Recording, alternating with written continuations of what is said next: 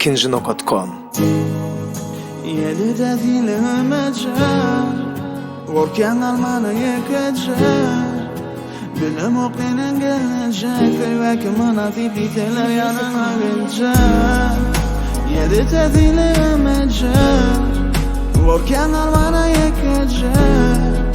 Bilim okuynen gelecek Ve kimana tititeler yanına gelecek Yedide dilime cer Korkan almana yekecek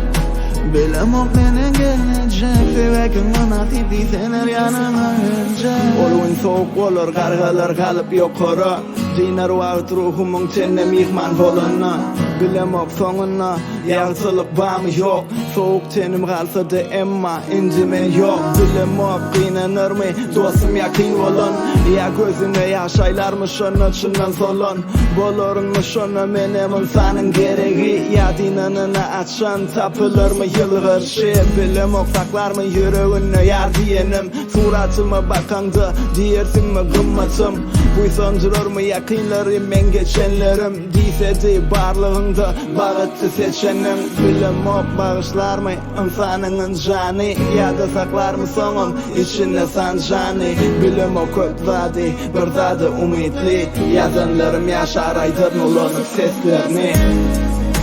Yedide dilime cer Korkan almana yekecek Bilem ok beni gelecek Ve kımına tititeler yanına gelecek Yedide dilime cer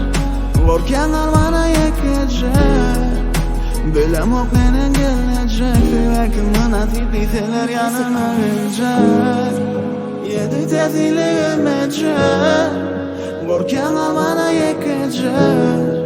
Bilem ok beni gelecek Ve kımına tititeler yanına gelecek